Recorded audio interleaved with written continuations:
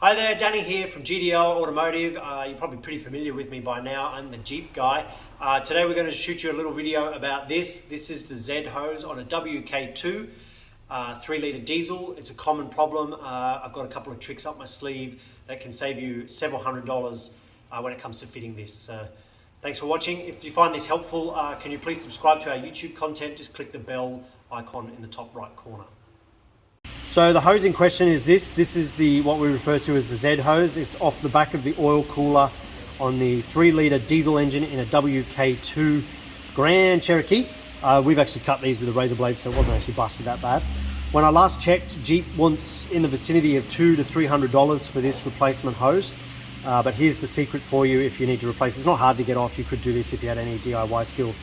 This is this part number, DMH2277, obviously is a Daco part.